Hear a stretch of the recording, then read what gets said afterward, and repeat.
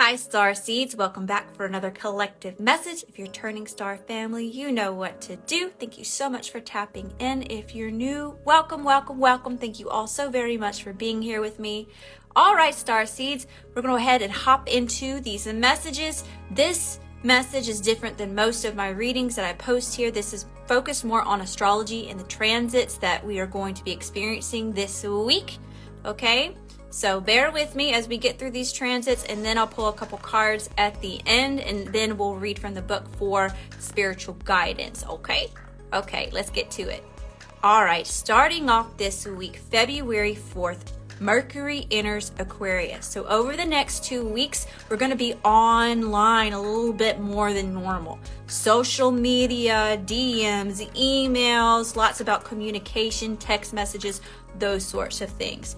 Okay, it's a time to be open to new ideas and concepts while still believing in whatever it is that you adhere to. On February 5th, Mercury in Aquarius conjuncts Pluto in Aquarius. Okay, so they are exact during this time.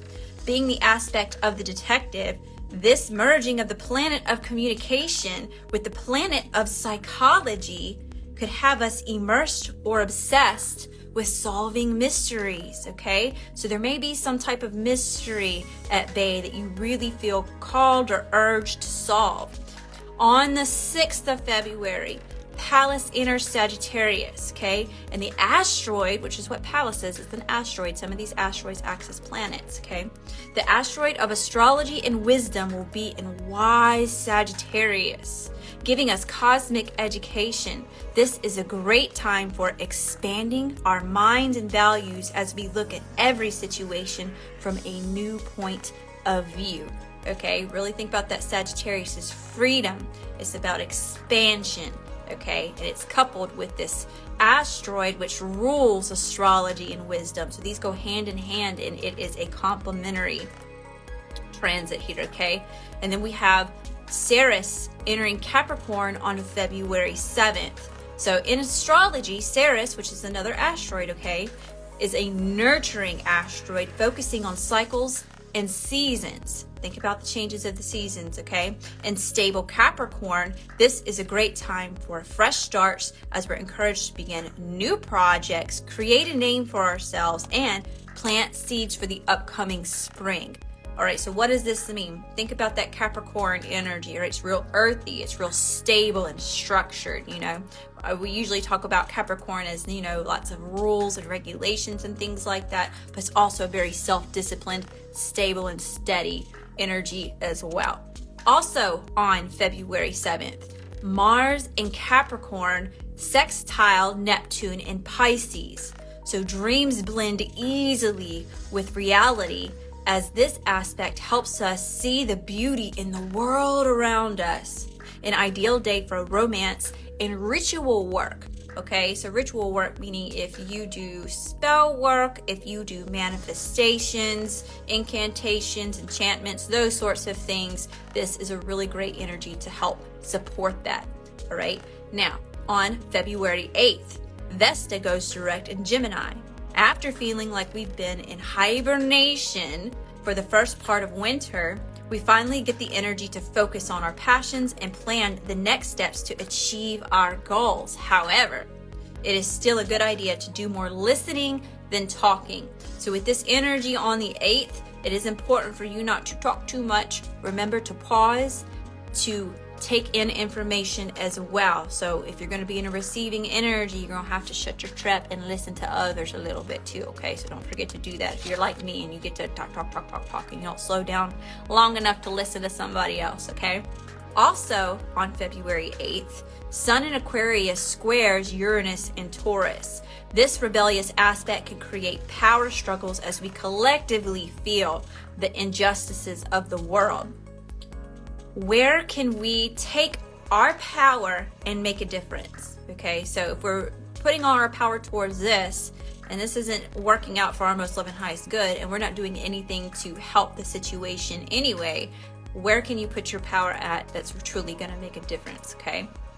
Moving into February 9th, new moon in Aquarius squares Jupiter in Taurus.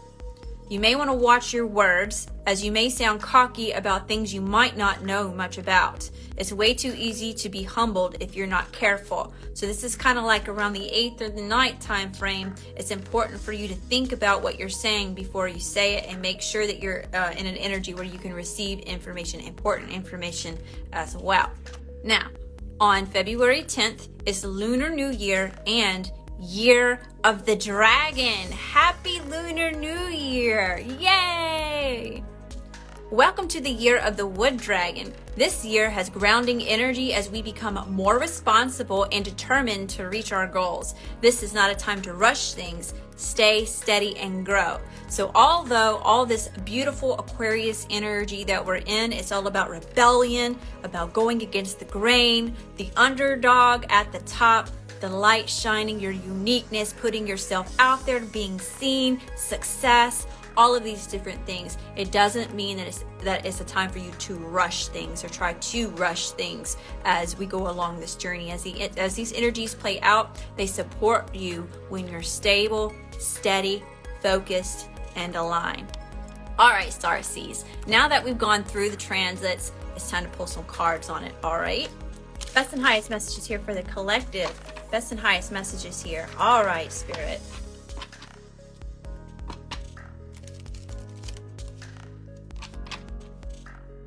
What's the overall energy here?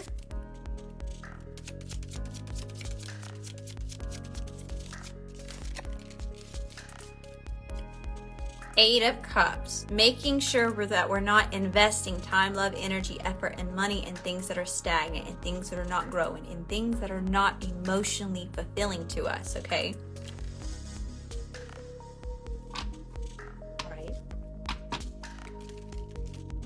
What's the challenge here, Spirit? What's the challenge for the collective?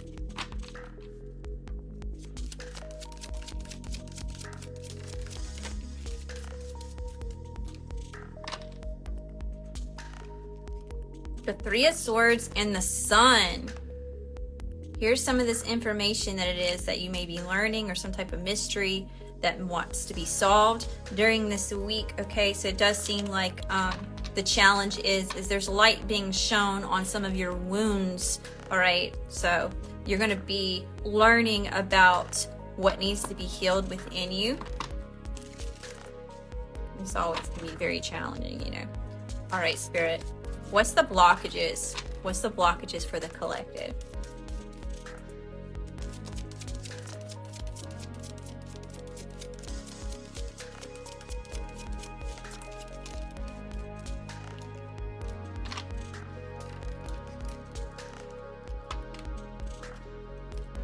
We got the Devil and the Lovers in reverse.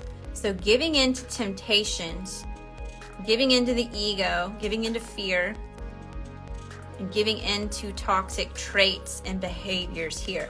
Okay, this is also, whatever this toxic something is also keeping you from being in union with your higher self. Okay, so that's definitely something that you're going to want to look out for this week, letting your ego get the best of you. There is that energy of feeling cocky or arrogant, or speaking too much on things that maybe you feel like you know more than you actually do. That's coming out really heavy during this reading. All right, Spirit, and what are the strengths? What are the strengths of the collective during this time?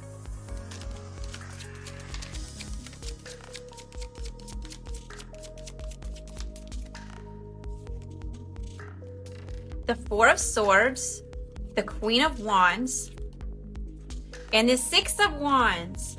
So here we go with the slow and steady. So thinking before you speak, laying things to rest, rejuvenating when you need to take a step back and to replenish your energy, okay? These are things that are helping you succeed, because it's also Queen of Wands energy is your strength, okay? This is about that confidence, you know, believing in yourself, going after it, you know? You don't want to rush it, but that doesn't mean that it's not time to start taking action towards what it is that you want. And then we have the Six of Wands, which is representing a victory. You being in the spotlight right now is a strength for you, okay?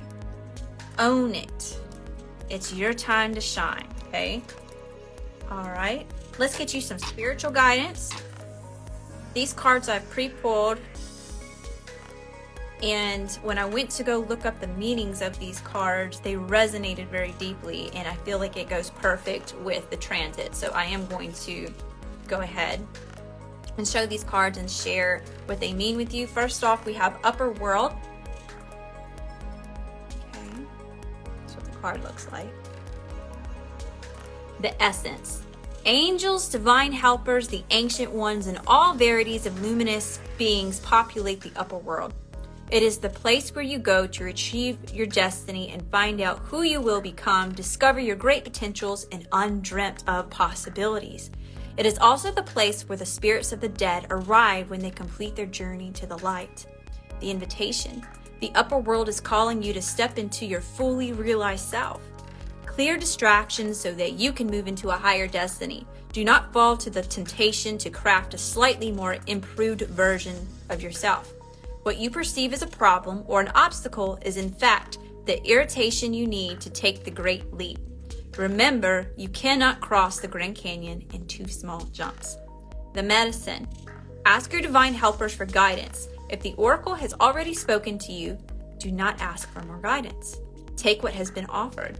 Now you must deal with the lethargy and idleness. While support for a new destiny is not yet in place, a new destination is available to you if you act now. All right. So yeah, I really like what they're saying about the angels and the divine helpers, the ancient ones. All varieties of luminous beings populate the upper world, and they're here to help you with your destiny, right? They're here to help you find potential in those undreamt of possibilities, you know. Okay, so the next card is the Sweat Lodge.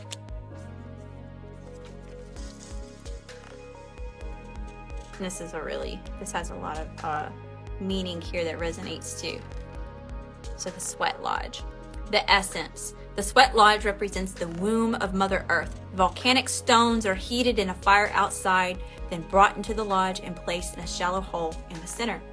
Participants sit in complete darkness around the hot stones to sweat away old habits and beliefs and heal disease. When you return humbly to the womb of the mother, you are offered second chances. The Invitation. This is a time to journey inward into the dark and hidden places of your soul to reconnect with the ancient earth wisdom. You can also create a sacred and intimate space in the dark by lighting a candle. Observe what emerges and, without judging it, invite it to bring you its gifts. You are being offered an opportunity to shed and heal from the aspects of your life you have outgrown. Do not worry that you will be consumed by the process. So yeah, it's a time to journey inward into all the little nicks and crannies where the sun hadn't shone in a while, right? That's what we were talking about with the sun and this Three of Swords here, is we're seeing what needs to be let go of. It's not going to cause us pain anymore, or it shouldn't be causing us pain anymore, you know? It's a time to let it go. All right, and then the Medicine. Life is offering you a second chance. Take it, since this chance might not come your way. Again, for a while, Mother Earth is calling you into her womb and inviting you to incubate as long as you need for a spiritual rebirth. Gift yourself time to be with your darkness, your fears, your pain, and your seeds of beautiful potential until you can come out of the other side free, wise, and full of creativity. Beautiful. So yes, all that creativity, here's that Aquarius energy coming through, you know, shining a light on all those things. And then I have 3 cards actually, from the Gateway of Light Activation deck, okay? And I'm going to read them the way that they came out for me. So first off, we're starting with Solar Light Upgrade, Solar Plexus Chakra, Inner Fire, and Willpower. So here's that self-confidence, that Queen of Wands energy here. So the solar plexus chakra is found just above the belly button in the pit of the stomach. It is the energetic gateway that governs our gut, our instincts, and on an energetic level, our willpower and drive. This space can be described as a glowing sun. It is a space of warmth that gives us the necessary focus and energy to fulfill our purpose and realize our dreams. When the solar light gateway opens, our solar plexus becomes an infinite well of light in the pit of our being. This is the source of daily inspiration and ancient wisdom. When we feel our willpower increasing, we are remembering that we have prepared for many incarnations for the opportunities we have today. Connect. Place both hands on the pit of your stomach. Breathe into them.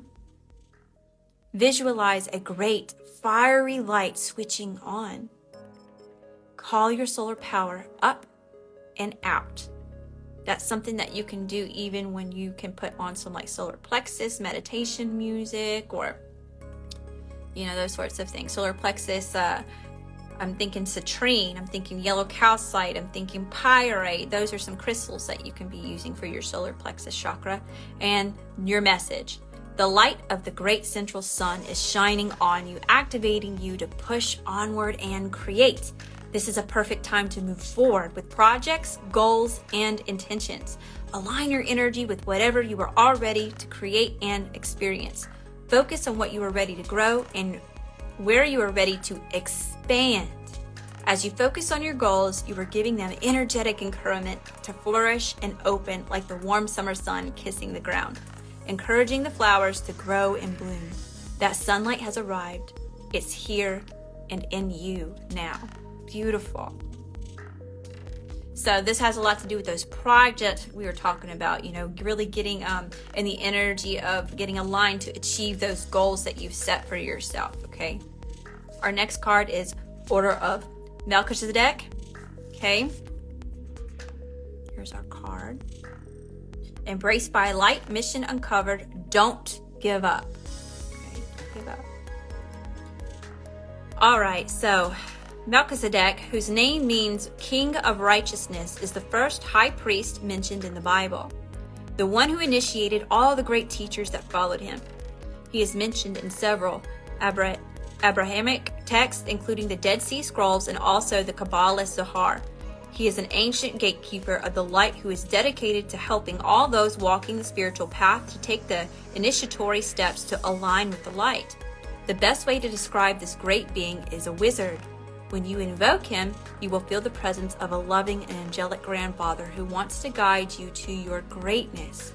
The Order of Melchizedek, which was mentioned by Jesus in the New Testament, is a divine order of high-frequency light beings, angels, and masters who are working together as an energetic force dedicated to lighting up and shining and outshining all darkness and bringing a greater balance of masculine and feminine energies to Earth. Its members include Jesus Christ, Archangel Michael, Archea Faith, and Mother Mary. By connecting with these cosmic beings, we give permission for our energy to be upgraded by light and to light, so that we can become an even greater vessel of purpose for the world. To connect. When you're feeling challenged by something that feels like a big life lesson, call in the Order of Melchizedek. Light bearers, angelic beings, and cosmic guides, thank you for enveloping me in your brilliant, crystal clear light. Your message. You have learned so much and are now recognizing all the great lessons your experiences and challenges have brought you. The Order of Melchizedek is coming to you today to encourage you to continue on this pathway and not to give up.